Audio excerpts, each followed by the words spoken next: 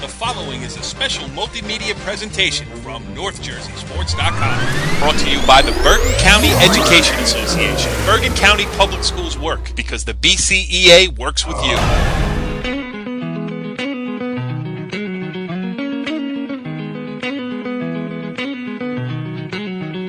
We are in the circle, NorthJerseySports.com's original multimedia series talking all things North Jersey softball.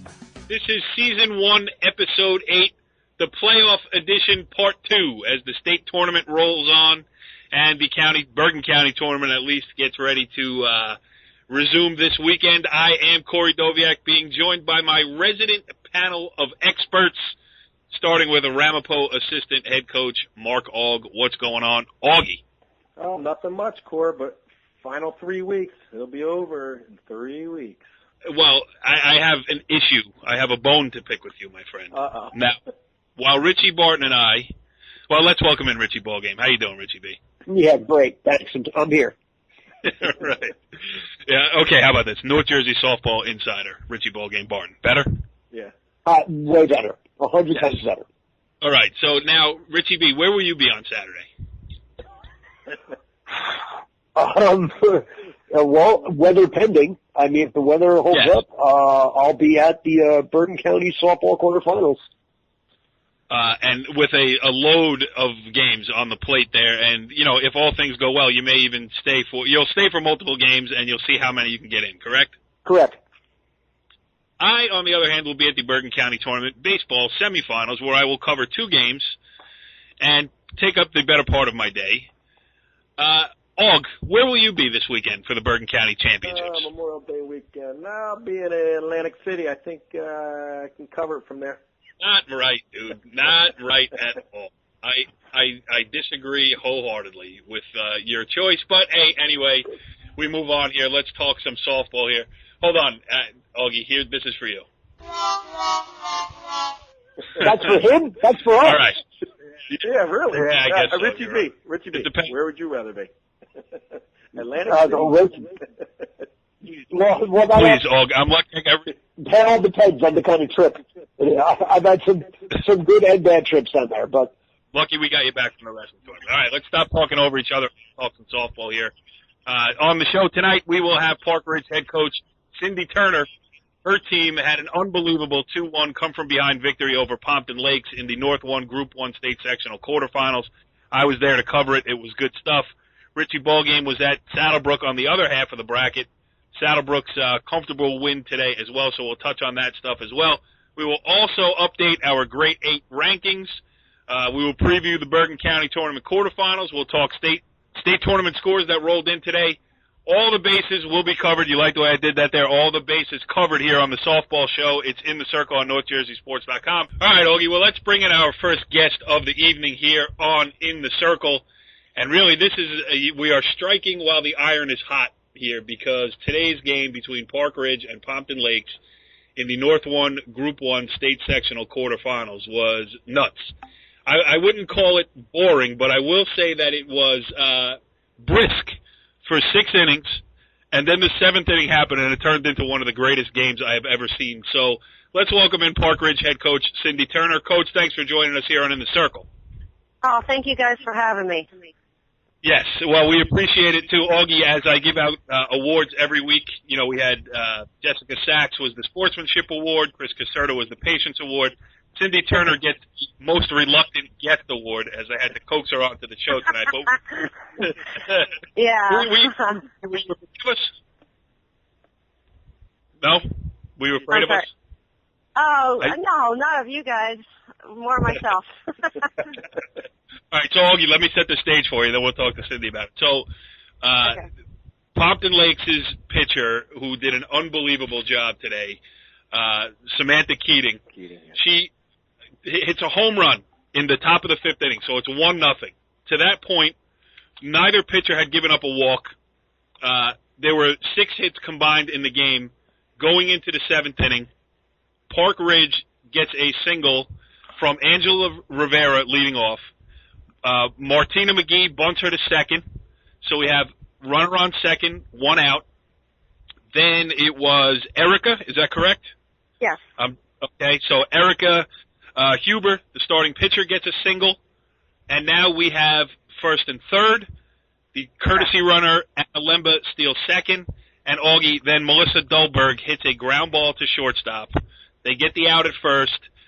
Turner sends her kid from third, play at the plate, safe, ball gets away. The courtesy runner flies in behind her, 2 runs, 1 wild play. God.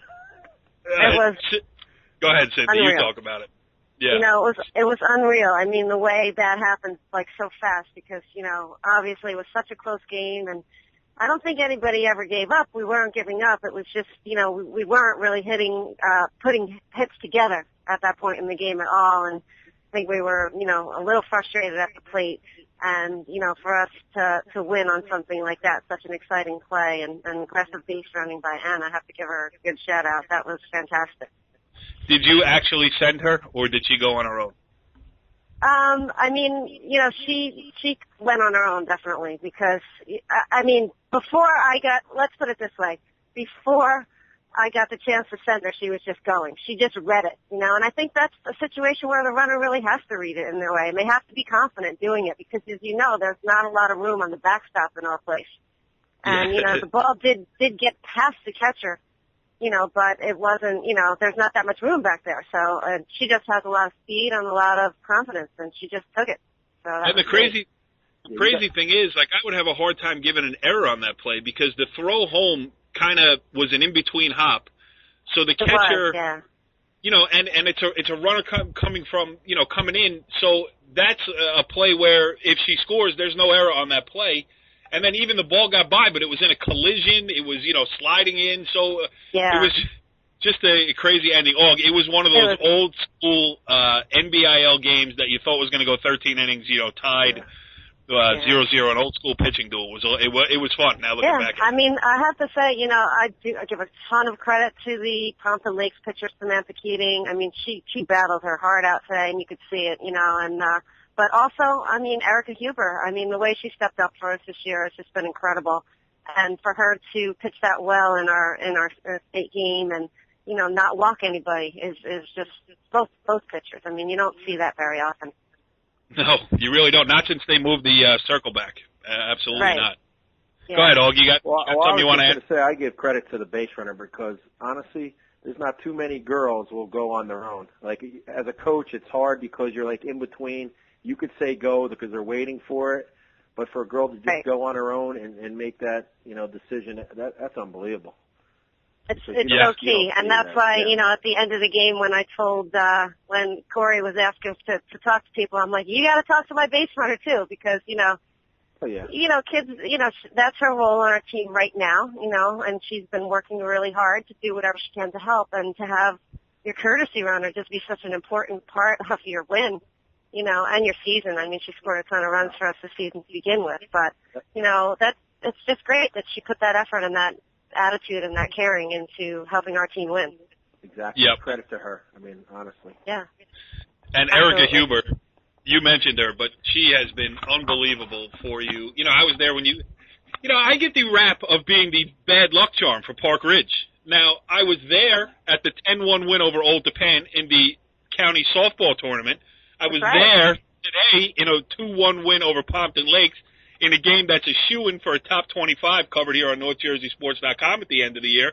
I would like to officially petition you, Miss Turner, as a member of the softball staff to officially at this moment remove the in the circle jinx from myself, please.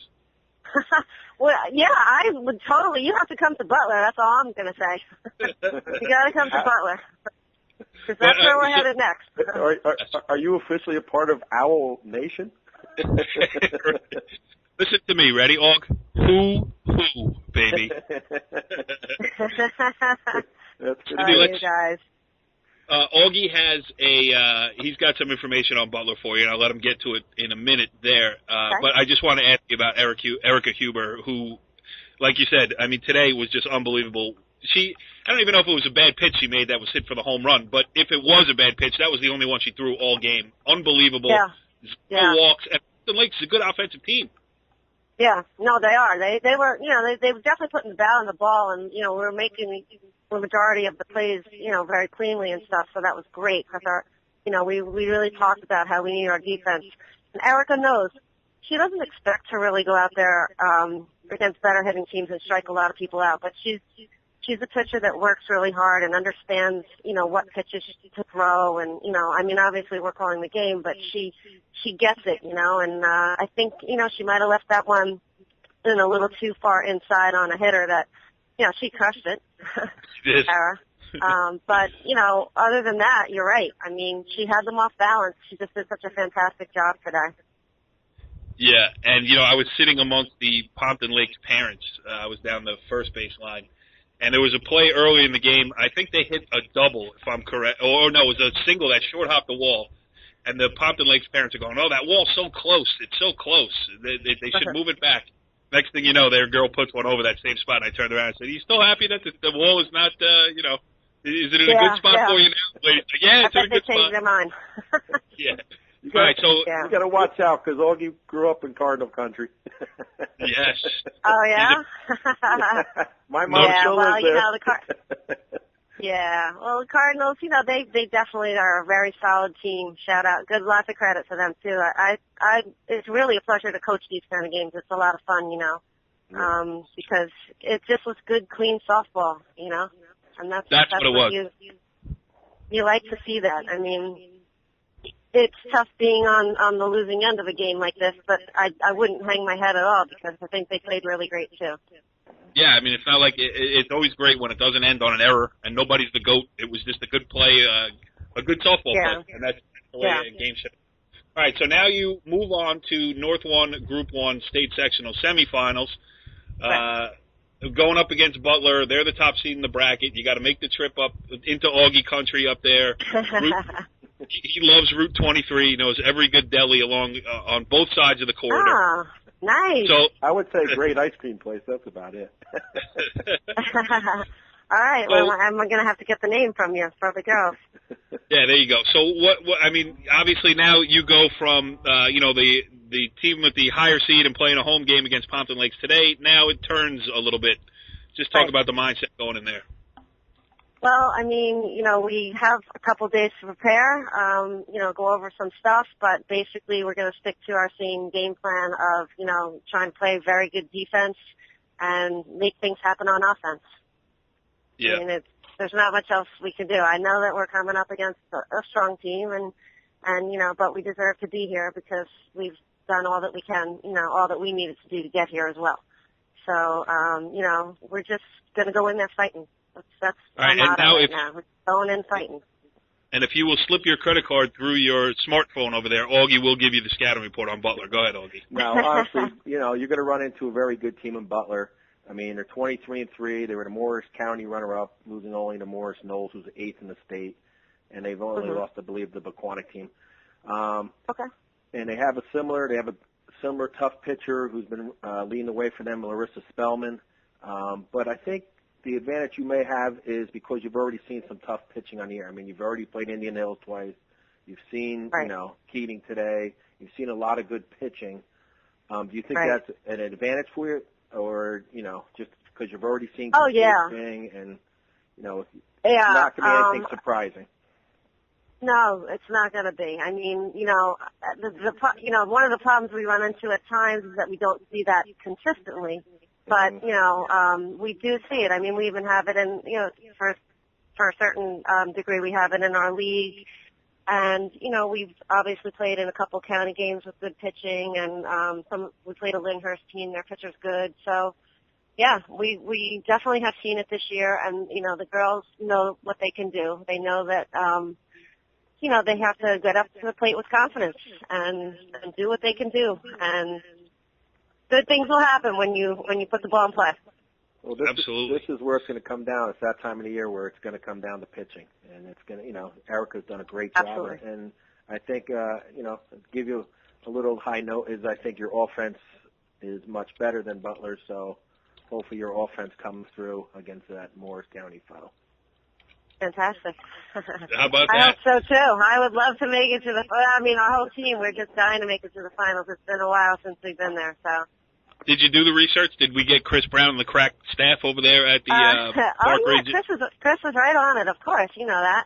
We believe it's 1999 is the last time that we won a sectional title. Wow. We made it to the finals, I believe, I'm pretty sure we made it to the finals. This is terrible. The first year I was here, because I remember winning.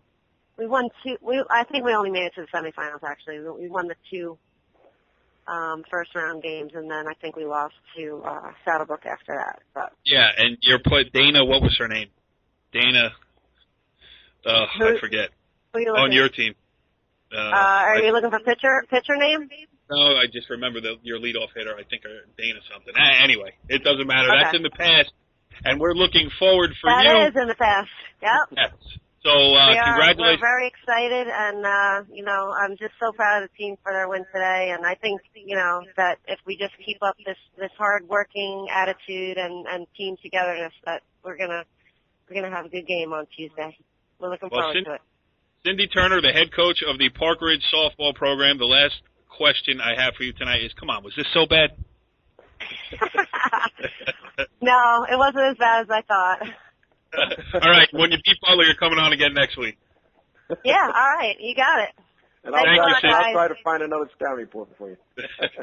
Yeah. All right, that sounds good. I want you to text me the name of that ice cream place for sure. All right, interesting stuff there with Cindy Turner, the Park Ridge head coach, whose team is moving on to the North 1 Group 1 state sectional semifinals. And now it's time for everybody's favorite portion of the show. Let me set it up.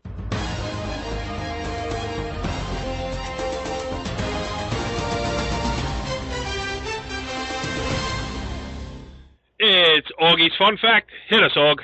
All right, tonight's Auggie Fun Fact. Since we had Cindy Turner on, we're going to stay right with Park Ridge. Park Ridge assistant coach Christina Lizzi, in her junior year, happened to be our first year, me and the legendary Coach Stevens' first year at Rampo. Yes. And yes, and before I thought there was a punchline. You all right? And yes, she did play for us for the 2 years before moving on to play college ball at TCNJ. Richie, I found that to be a fun fact. You? It's about as fun as it gets. Yes, it was kind of boring, but All right, let's talk some scores today here. Why don't you guys run down? I know you both have the scores in front of you. Augie, give us some scores. Let's go over some state tournament action. All right, let's just start in North 1 Group 1. And we had, I'm going to go with yesterday, we had Cedar Grove beat Midland Park 6-1 in the quarters. And then I'll give you another score. Butler, the number 1 seed, over Belvedere, 1-0. Yeah, that score kind of bodes well for Park Ridge, as we just discussed with Cindy Turner. I mean, listen, Park Ridge is not supposed to win. They're going on the road to play the number 1 seed. So, the pressure's off, and Butler, if they can get in a 1-0 type game with Butler, they got a shot. That's what happened today. They got in a 1-0 type game with Pompton Lakes, and they won 2-1. So, that's true. On the other side of North 1 Group 1, Richie B. Saddlebrook here, the defending champion. You saw him again today. Yeah, I mean, they played small ball. They hit the ball hard. I mean, they scored runs early and often, 6 of them coming in the first, 7 straight hits. And, any hopes of an upset went away pretty quickly. Booton had them on the ropes last year in the same round, but, this time around, Saddlebrook just had everything going, and 11-2 victory, and they're moving on to face Cedar Grove. Yeah, I know nothing about Cedar Grove. Augie? That's it. Go ahead. I was, well... Is this your first time? I'm just gonna sit here and let you guys talk over each other. Augie, Cedar Grove. Any news to report? Cedar Grove. All I know is they got the reigning North Jersey Player of the Year transferred back in, Stasevich. So not much to report on that. So leave it to Richie B. Go ahead, Richie B. Now you were all excited. Well, I was going to say, I mean, it really begins and ends with her. I mean, you're talking about one of the best, position players in the state. And she's someone, at the top of the lineup can cause, is a nightmare. She can hit home runs, she can get on base, she can bunt, she can steal bases. If they can keep her up the base paths, I think Saddlebrook will win this game. But if not, it could be a long day. All right, Richie B., take us into the next bracket you'd like to discuss here. Well, next bracket I'd like to discuss, let's go North 1 Group 3. Oh, Auggie, your home base. The bracket you used to play in. I've seen enough of those teams. Yeah. Go ahead, Richie. Yeah. We got Indian Hills over Old Tapan today, 9-1. Old Tapan actually went up 1-0 in the third on Julie Rodriguez's RBI single, but Indian Hills just too much. The lineup's too deep. Shelby Allen hit a 2-run shot in the sixth, but Devin Durando, 15 strikeouts. Indian Hills just moving on. Not a whole lot of resistance today, and they'll face number 12 seed Sparta in the semis, who pulled. I guess, by the seeds, it's an upset. Not as big of an upset, though, because Sparta has generally done well in the state tournament. 3-0 today over West Milford. Kim Puccio from Sparta, complete game, 3-hit shutout. Great job. But on the bottom half of the bracket, we got Northern Highlands moving on with a 6-5 win over Jefferson. Sasha Brown with a game-winning home run in the sixth for the 6-5 victory. And they will face Paramus, who fought off the deck down 4-2 in the sixth, scored 3 runs to beat Montville 5-4. Highlands Paramus, I think that's going to be the best semifinal of all the ones that are in our coverage area. Absolutely. Auggie, we've been talking about it all year long. The margin of error when we talk about that group of teams is so slight. It's one play here, one play there. Oh, absolutely.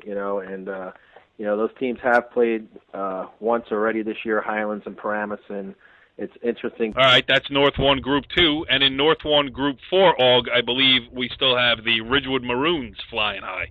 Yes, Ridgewood with a 4-1 win over Montclair today. Again, a great pitching performance by Nicole Parks. And they move on. And unfortunately for another local team, Fairlawn gave up 5 runs in the 7th to drop a 12-9 game to Roxbury. But back to Ridgewood. Ridgewood will move on and face the number 1 seeded Morris Knolls, who happens to be number 8 in the state. That is another great matchup, Ridgewood and Morris Knolls. And Morris Knolls actually is the Morris County champion. You know what?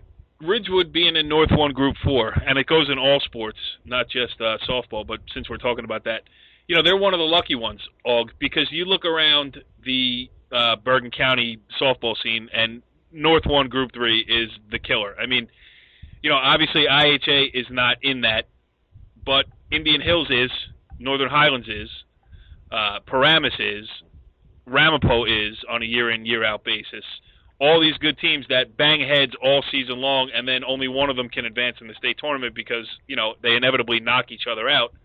Ridgewood gets to move out of that bracket a little bit, and I'm sure Morris Knolls is good. You got to be, because Morris County is a good softball county, and to win that tournament. But I don't know. I don't think Ridgewood is going to be intimidated at all with the schedule that it's played with Nikki Parks as their starting pitcher. And, I don't see if the score came back, Ridgewood 2, Morris Knolls nothing, I don't think people will be going, oh, my God, this is the biggest upset I've ever seen. No, absolutely not.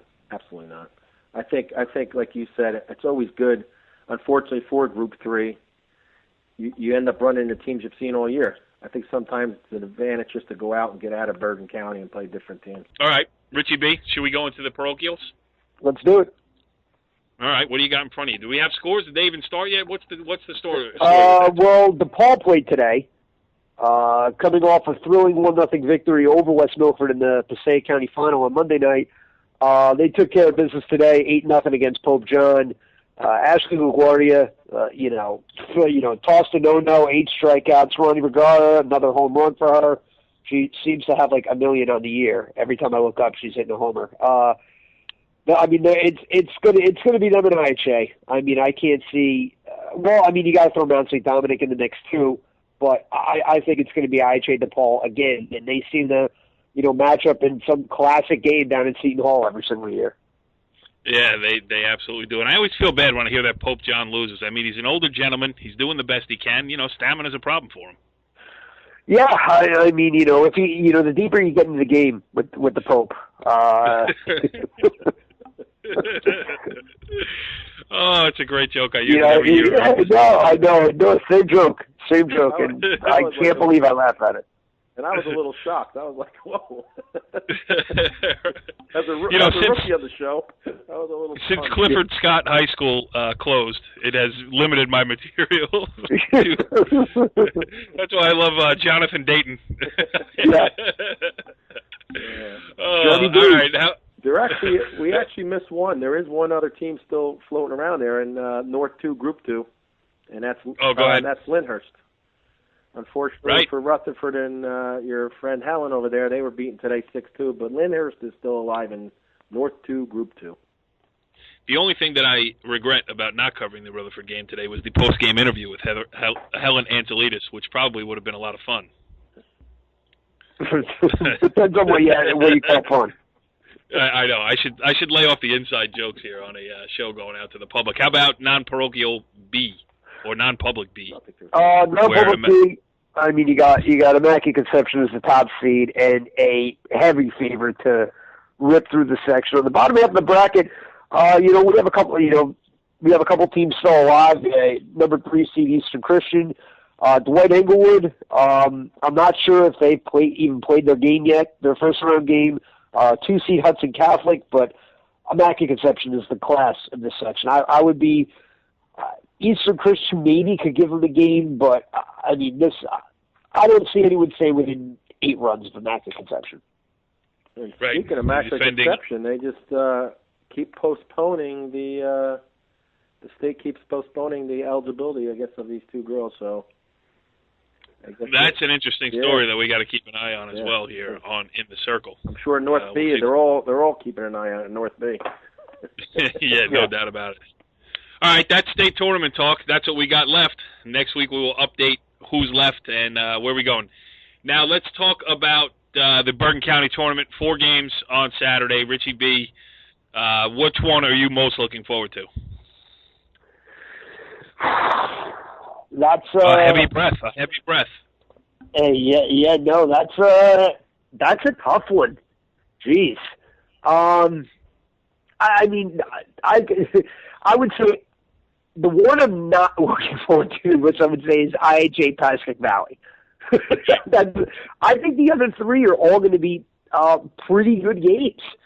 I mean, you got Indian Hills.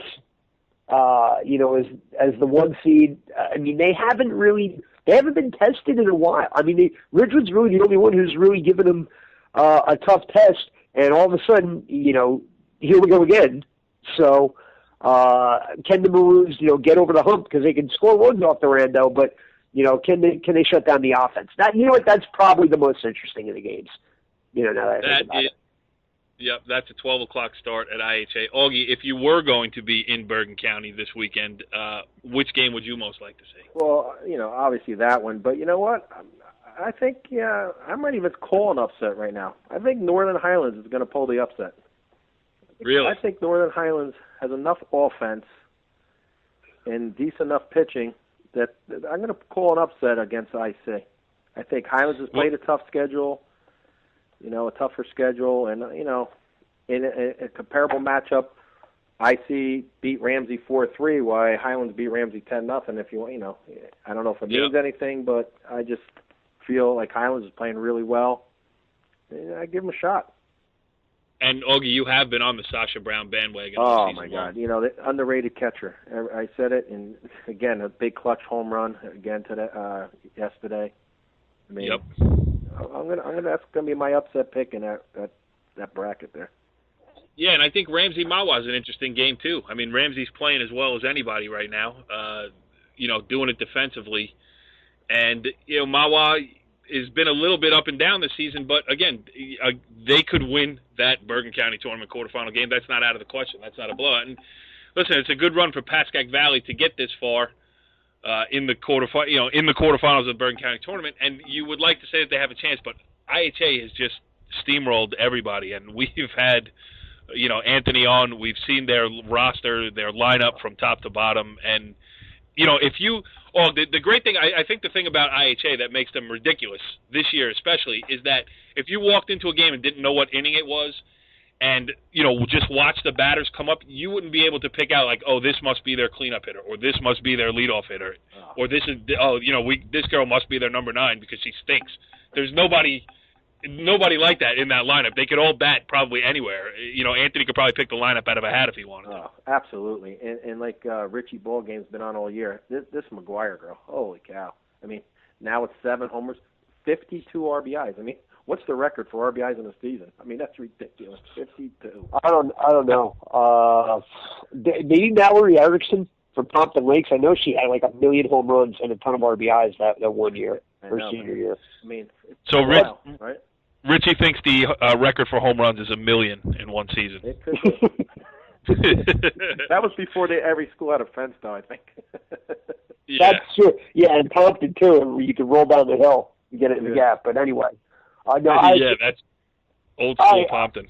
Yeah, IHA, I mean, they're, again, getting to see them last weekend. And their freshman center fielder, Reese Guevara, she is going to be a stud. I mean, she's awesome. Real quick, good bat. And she's her two-hitter. Just looking at the schedule. Go ahead.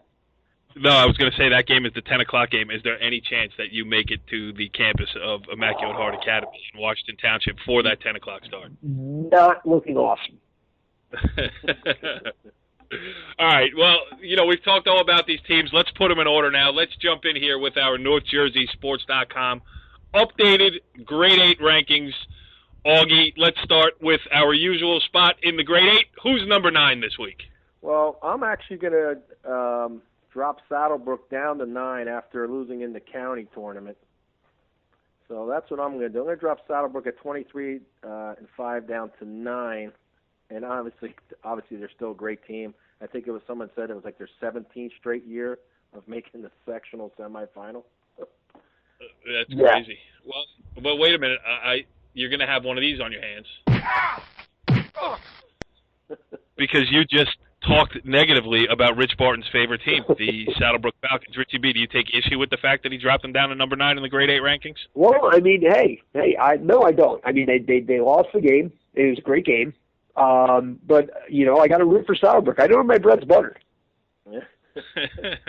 All right, Augie, who's number 8? There's a reason why I dropped them 9, because the rest of the teams are both still in the state and the county. Okay. Can't complain with that.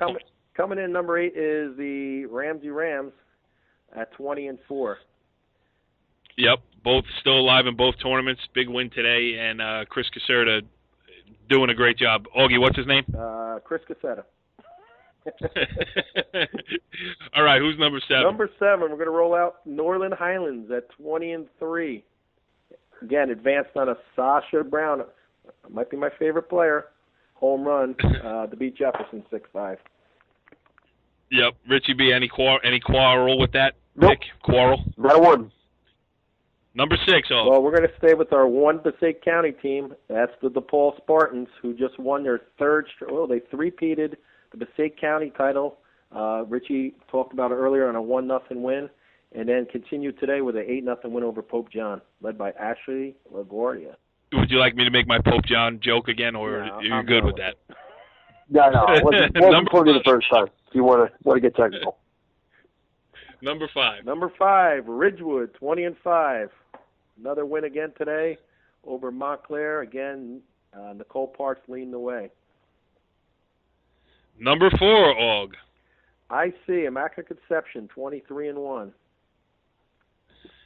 We discussed them at length. Number 3, Aug. Indian Hills pounded Old Japan today, 9-1. They're 26 and 0. Led again by, I believe, Richie told us, Shelby Allen with another home run and 2 RBIs, and of course the pitching of Devin Durango. And the top spot in our NorthJerseySports.com Grade 8 rankings. The Blue Eagles from IHA. You blew the line, but yes, number 2 in the Grade 8 rankings in the top spot, once again, IHA Blue Eagles. We expect them to be in the Final Four of the county after this weekend as well. Certainly wishing our best for Pascack Valley to keep their season alive. It's already been a great run for them to get there as well. But listen, we got a bunch of softball on our plate coming up here in the next 2 weeks. Well, some of us do anyway, Richie B. Yeah. And, man. Wow. How will you, will you at least try to follow the action, or are you just going to come in cold on when we do the show early next week and just pretend that you know everything? I do a lot of research. I'm sure I'll be doing it down in Atlantic City. I'll be looking at the odds of the games. Yeah. I'll take 10 times on IHA, and we'll see you next week here on In the Circle. We'll be driving up Monday morning, so I might make the semifinals. Follow the leader.